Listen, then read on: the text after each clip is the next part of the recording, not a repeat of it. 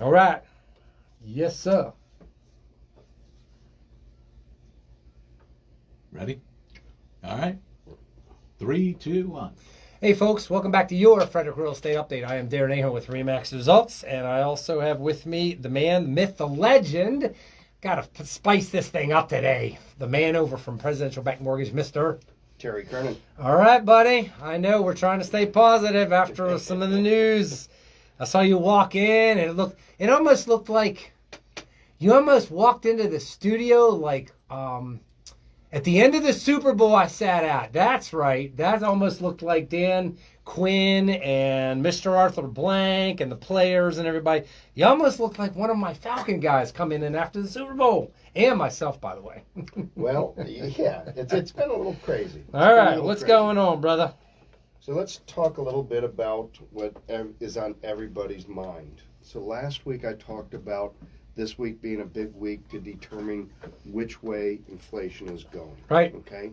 Last Friday we talked about jobs. The jobs market, actually the unemployment rate dropped last week from 3.6 to 3.5. That's great. Like you say, that's wow, good. That's great news. People are working. Great news. Lowest unemployment rate in 40 years, okay? Yeah. Unbelievable. Well, that's actually bad news for interest rates, okay?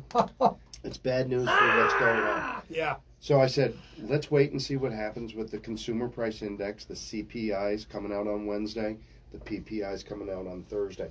So what happened in those instances is actually not great news, because what happened was it showed that the Consumer Price Index rose 0.4% higher than expected. But when you take out the Consumer Price Index rose 0.4%. Let me back up. The PPI rose 0.4%. Right. And it was expected to not go that high. And the overall core rate, when you strip out the volatile food and energy, that rose by 0.3%. On Thursday, we had the CPI come out, okay? And that came out, and that basically showed that we were at 0.4% with a 0.6% core rate, okay? What that means is that they came in higher than expected. Those numbers are directly tied to what the inflation rate is. So if you take the inflation rate month over month, okay, for the year, it comes out that inflation is holding at about 8.2%. That's 4 times the acceptable number. We want to be at 2% for consistency. So what does this mean? It means that inflation is not, these interest rate hikes, people are still buying things. People are still purchasing, people are still spending. And what we're taking a look at is it's causing inflation to still hang above 8%. That's very, very bad for what we're trying to accomplish. When you say people are still buying things, we're not talking about food, groceries, this, that. When you say buying things, does that mean that people are still getting loans for houses, cars, personal loans, campers, you name it, whatever requires a loan? If I'm hearing you right, does that mean the pace of which people are borrowing money at even now a higher interest rate by far than what it was 3, 4, 6 months ago, that's not slowing down like they thought it was going to do? Is that what we mean? 100%. Wow. 100%. So what usually happens in over the last 5 years, you and I have talked about this, when this scenario happens, when the rates go up, basically people, once they cross certain levels, and that level would be going from 4 to 5. Yeah. 3 to 4, 2 to 3. Like anytime it crosses the next number, it usually slows things down. We are pushing interest rates up so fast that my belief is people are saying, gotta buy now, gotta buy now, gotta buy now. It's not gonna be on sale tomorrow. Yep. It's gonna cost me more next week and the next month. So people are still buying. Unemployment is still very low. So the thing that's getting thrown at me the most, Aaron, is why? Why is this happening? This is kind of what I think is going on. So what does this solidify? That we are definitely going to get at least a 0.75% hike in November from the feds. Okay? The only way that they feel that they can stop inflation or get it under control, stop the forest fire, is to douse it with higher interest rates. Okay? Higher interest rates are supposed to slow the economy down. In this, it is not really making a difference. So people are saying, why inflation? What happened? How is this, this is killing us? What's going on? And the only thing I can liken it to is when you go camping. If you're camping in a forest Mm-hmm. and your grill gets knocked over, Okay. and you don't do anything about it because you say, that's a transitory flame. Okay. That's a temporary flame. Yeah. Okay? We got this. We got this. It's not a big deal. Don't worry about it. It's not going anywhere. And then it starts to spread more and more. And you say, you know what? It's still transitory. It's still temporary. That flame's going to go out. And boom, it catches the forest on fire. And now everybody's in a panic mode saying, wow, that really wasn't transitory inflation, was it? That was real inflation. Wow. We should have done something prior to when we did something, and now we're playing catch up. So now we're trying to douse this fire with lots and lots of interest rates. We're trying to slow this fire down, and it's not working. Okay? Is the fire out of control? No, but it sure feels like it is, right? Yeah. We're seeing a fluctuation in interest rates that I have never seen before. We're seeing a rise in the interest rates that I have never seen before. Now, when was the last time this happened? 1982. We all know what happened in 1980, 81, 82. The highest inflation of all time, and we're back at that number, okay? We're back to, 40-year highs on inflation. But what we had back then was we had unemployment. We had the economy going towards a recession. We don't really see that coming right now because we've got unemployment actually getting better. So it's very hard for anybody to explain. The only thing that people can do, the only thing that the feds can do, and I truly believe it's because everybody called this transitory inflation, which means temporary inflation. The only thing that they feel that they can do is raise their interest rates fast and furious to try to control inflation. So here's the question from about 500 of our listeners. Ready? Okay. In 1982, was panic setting in? Like what happened? What was done to educate people, if you remember? What was done in 1982 to cause inflation that was higher, faster, whatever, that was really bad? I was a little. What happened? Did they raise the rates the same as we're doing today? Is this the same playbook, or was there something different or different dynamics? So in 1982, I was at Frostburg State. I was a junior, and I was an economics major. So this was a big part of what we were learning. And there was a gentleman that was the equivalent. He was the chairman of the Federal Reserve in 1982, and his name was Paul Volcker. And they call it the Volcker effect, okay? And what Paul Volcker did was he was not a very popular guy when he was elected. And if I'd known I was going to talk all about this, I'd have more specific dates. But I think Paul came in 1979. Inflation was, getting higher and higher. And what he basically said is, we're going to raise rates until we get this under control. So they did that. That's what they did. It's the same playbook that Paul Volcker used. He was not very popular at the time, but he was credited with getting inflation under control. The previous chairman was not credited with trying to control the inflation, kind of like the forest fire that I just described. Our rate's going to go up to 18%, and I cannot imagine that that's the case. I can't imagine that they're going to go to 10%. I can't imagine, but we're already at 7 today. Okay, we're at 7. We're back to 7. We're pushing over 7 because of these numbers has thrown the bond market into a tizzy. The 10-year yield is going up and up, and that's what kind of drives our interest rates. So let's go back. So the same playbook that they used in 1982 is very similar to what they're trying to do now, and that is put so much pressure on interest rates to go up that it's going to eventually slow people's buying down, slow everything down. and that's kind of what they're using. My feel, and I've said it on the show 100 times, is that they should have done it sooner, and we wouldn't be in this predicament that we're in. Right. The big thing I think about, Terry, is when I bought my first house and all that, and you bought yours and all that stuff like that, I'm thinking, wait a minute. Okay, why is it in 1982 people were buying homes quite a bit on track? It was normal, if you will, nothing crazy bad at those rates. And then when I bought 7.5% interest rate, I never flipped out, or I didn't see panic in the financial markets, or the interest rate was just like, holy cow, I'm never going to buy a house if it's that much as an interest rate and get a mortgage. Why is it that it seems like when my parents bought a house in 1986, it was 9.5% on Kent Island on the water? And I hear when we go backwards in time and we're like, what's the difference? There has to be something that is a little different now with this scenario, with the same playbook, than back then. Is it jobs? Is this it? And the thing I thought about in my mind is this. The house that I bought back then was $140,000. Mm-hmm. It wasn't $500 that we were paying.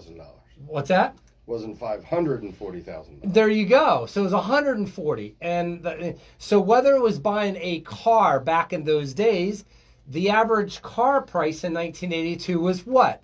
I think I read somewhere it was about $7,000. I bought my first car, and it was a Chevy Cavalier from Criswell Chevrolet down in Gaithersburg, and Scott Blatchley, who I still know today, sold it to me. Wow. Yeah. Pulling, I'm pretty good about this, but I'll never forget it was $10,000, and I had just graduated from Frostburg, and my student loan debt was $10,000, and my mom was like, "Are you nuts? You now you have $10,000 in student loan debt, and now you have a $10,000 in car payment debt." I'm like, "Mom, I'll handle it, okay?"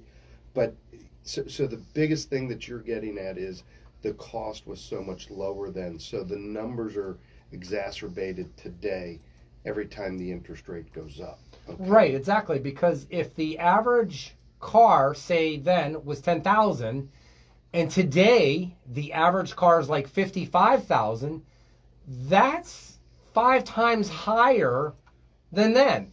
Which means it all goes back to affordability and purchasing power. So here's the problem. Unless your income is 5 times higher then you're not on the same playing field. So that's what I think we're dealing with, Terry, is we're starting to see what's happening, I think, start to unmask and expose the true purchasing power and the now weakness of the American dollar. That's what I think is really starting going, because it's not just one area, it's every area. It's food, it's insurances, it just becomes so incredible to look at all of it. So with housing, so one other thing I got asked from someone that I thought, I've never thought of this, Terry, about how this all works now. Never. I'm just like, really? Why do rates change each day? Why is it like day trading? Why is it tomorrow they could be down 1/8 of a point, and today they went up 1/8 of a point, or whatever it is, versus when the Fed meets and they announce of what they're raising the rate to, okay, the money. Why is it that it's not locked in until the next time they meet? Like, why doesn't it just stay the same? There's no fluctuation. Everybody knows what it is. And that's how it's going to work from now until the next time we meet. Why does that not take place? So there's a big difference between what the feds will lend money at and what the mortgage market is. And the mortgage market is basically, you have investors that are willing to buy coupons, which is basically a loan, a coupon rate, or a coupon note, whatever you want to call it. But basically that has the ability to change 3 times a day. Okay? Right. When it's volatile, it is volatile. I mean, it is super volatile. Okay? And that's what we've been seeing over the last 60 days, is it's been super volatile. August 1st, things started going up. September, they calmed down a little bit. Now we're seeing it going crazy back again. So what happens is the Feds monitor what's going on in the market. They monitor all the numbers. And if the Fed raised the prime rate and lowered the prime rate, like Paul Volcker had to raise it, and I don't know the amount of times, but it was some astronomical amount of times in 1981, I think. And I'll get those numbers because it's very interesting. But he raised it an incredible amount during his period, and he was not, so like the Fed today, Chairman Powell said, okay, we're going to raise rates on September. We're going to skip October, and the next time we meet, chances are we're going to raise rates again. It's already been locked in pretty much that it's going to be raised 0.75% because of these numbers that we're seeing still have not taken effect. So that number is regulated, the prime rate. Our interest rates are regulated by the demand of the investors, and that is a daily demand on what's going on in the world. So, and I don't want to bring up bad things, but when things happen like the start of a war, you'll see the stock market go way down, and then you'll see our rates drop down, okay?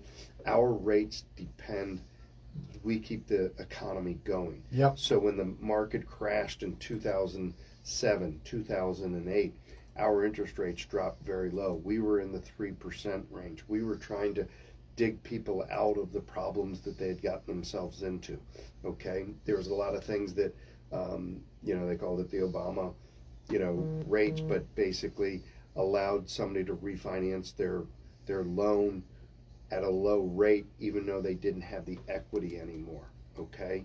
And so there was a lot of programs. So our rates change on a daily basis, and it's basically due to the demand of the investors that are buying them, and if the demand's not high. Yep. And so what happened was back then, the demand diminished amongst mortgage investors. So who do you think started buying the mortgages?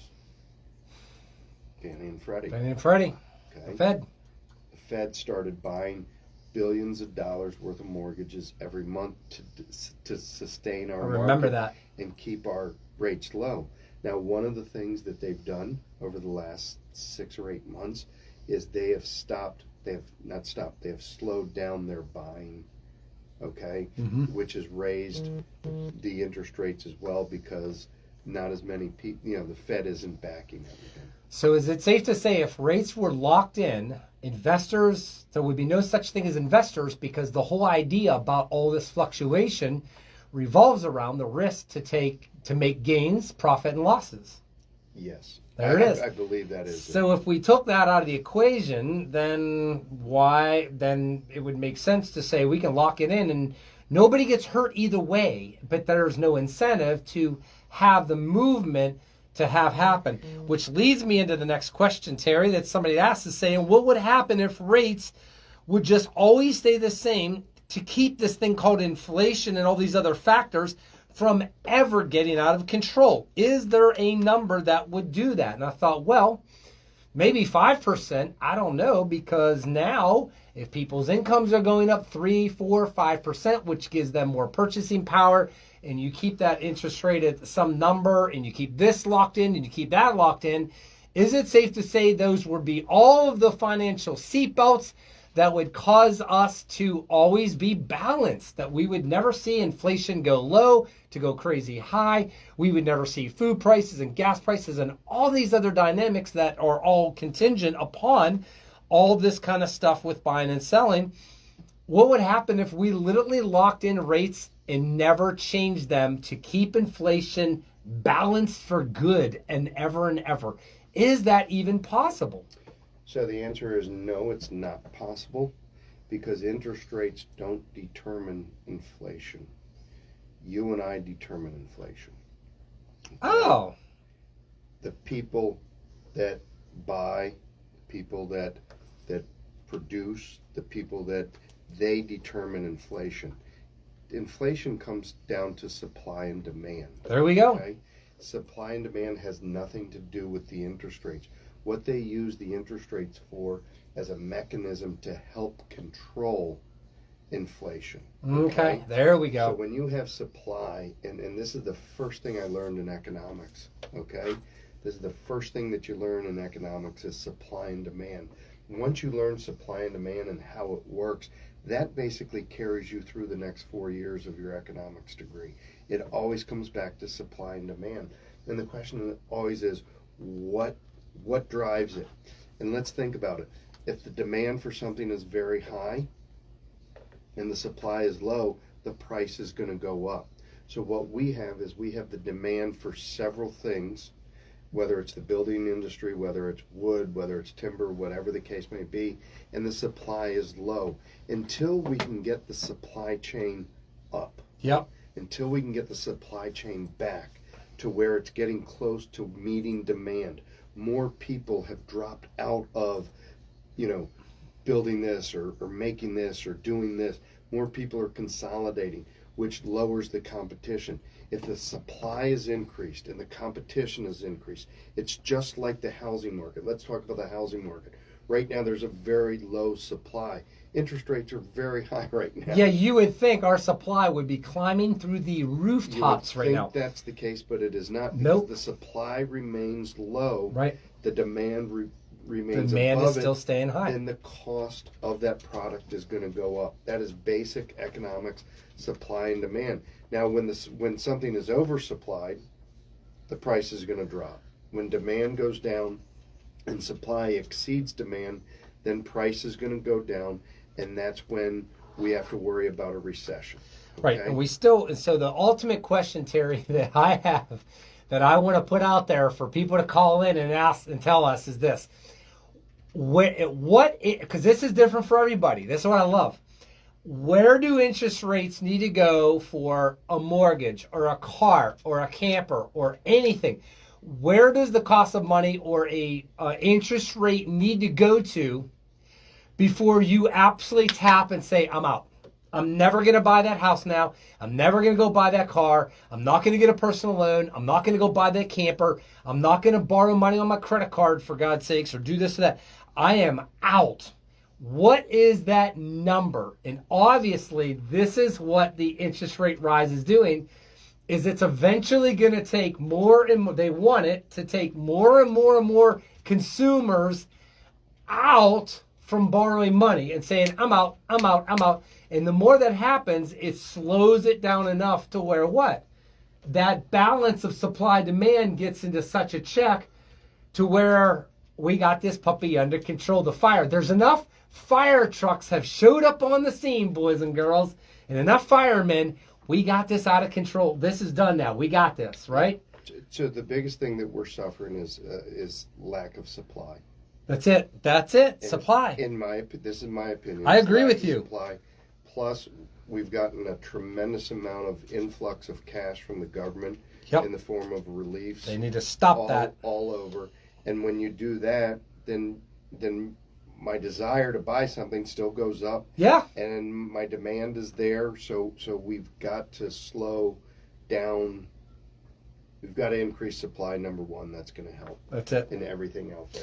So I hope I didn't. No, this is confuse you on huge. that. I think we're going to get a lot of, stirs up a lot of ideas, thoughts, and everything around this really huge topic. All right, we got about 4 minutes left, Terry. Here we go. I'm going to get back into welcome home. 3 minutes, the welcome home inspector. Welcome back to home inspections. We are seeing this like crazy. I got one tomorrow that's going to be happening on one of my listings. We just had one happen now about with septics and all this stuff like that. We were going from as is, no inspection, just give me the dang house, let me beat everybody else out, to now I want to inspect everything. I'm doing the chimney and the mold and the termite and like all of it. Like, I mean, I'm telling you what, brother, let me tell you, in the last month, we have seen buyers want to inspect. They want to inspect who was the last homeowner before the homeowner. This is unbelievable, the questions and what we're being asked of these people. So here's the cool part. So I just had an inspection. Ooh, this was a fun one. I had a home I'm selling, and we got an offer on it, and they did the inspection for the septic. The septic was brand new, installed 2016. Terry, would you agree that's pretty much brand new? Pretty much. Pretty much brand new. I mean, the wax is still on the car from the dealership, right? So, if you will. So the septic inspection, I get cranked up about this. Where do you get this? So they do the home inspection. I'm thinking, all right, everything, the septic, it's going to pass with flying colors. There's nothing that could go wrong with a septic inspection that's 6 years old, Your Honor. It's the newest, latest, and greatest technology. It's like a bat system. You could drink the stuff on the other end of it, right? You could, if you wanted. If you wanted, but we don't recommend doing that. If Yes. you lost a bet. Yes, exactly. That would be the only condition is losing a bet for $1 million, right? So here's the thing. They do this septic inspection. I'm thinking the sellers, we're home free, we're good, got through all their stuff. Wrong. Failed inspection. What? Failed septic? What are you talking about? Here's the thing, ready? I don't remember my sellers telling me it backed up in their house because normally that's the first thing that happens, right? Right. There's no backup, there's no outbreaks, there's no signs of nothing, no zero. So check out what happened. Ready?